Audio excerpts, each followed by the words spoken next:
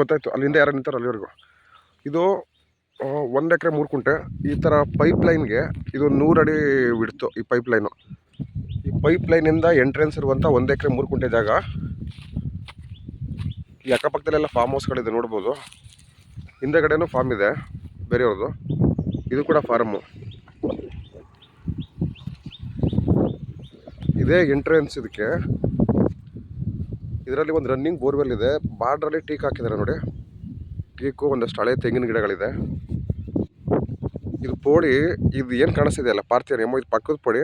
ಇವ್ರು ಏನು ಕ್ಲೀನ್ ಮಾಡ್ತಾ ಇರೋದ್ರಿಂದ ಹೊರಗಡೆ ಹೋಗಕ್ಕೆ ಆಗ್ತಾ ಇಲ್ಲ.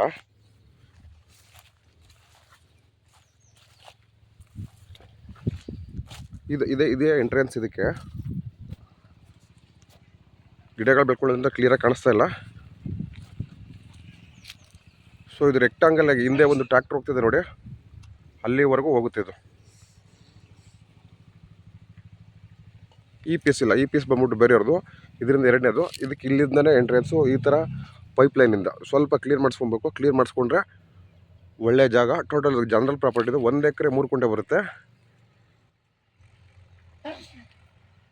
ಟೋಟಲಾಗಿ 70 ಲಕ್ಷ ಹೇಳ್ತಾರೆ. ನೆಗೋಷಿಯಬಲ್ ಇದೆ. ಬೋರ್ವೆಲ್ ತೋರಿಸ್ತಾ ಇದ್ದೆ, ಬಟ್ ಇದೆಲ್ಲ ಗಿಡಗಳು ಬೆಳ್ಕೊಂಡಿರೋದ್ರಿಂದ ಆಗ್ತಾಯಿಲ್ಲ. ಈ ಥರದ್ದೆಲ್ಲ ಒಂದು ಎದುರುಗಡೆ ಒಳ್ಳೆ ವ್ಯೂ, ಬೆಟ್ಟದ ವ್ಯೂ ಇರುವಂಥದ್ದು. ಇದೆಲ್ಲ BWSSB ಪೈಪ್ ಲೈನ್ ರೋಡ್. ಇದು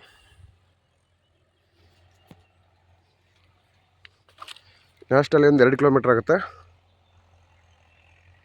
ನೋಡ್ಬೋದು. ಅಕ್ಕಪಕ್ಕ ಎಲ್ಲ ಬೇರೆ ಫಾರ್ಮ್ ಹೌಸ್ ಇದೆ. ಮತ್ತು ಇಲ್ಲಿಂದ ಒಂದು 600 ಮೀಟ್ರಲ್ಲಿ ಊರು ಕೂಡ ಇದೆ. ಗಿಡಗಳು ಬೆಳ್ಕೊಂಡಿರೋದ್ರಿಂದ ಊರು ಕಾಣಿಸ್ತಾ ಇಲ್ಲ. 1 ಎಕರೆ 3 ಕುಂಟೆ, ಅಲಗೂರು ಹೋಬಳಿ, ಮಳವಳ್ಳಿ ತಾಲೂಕು.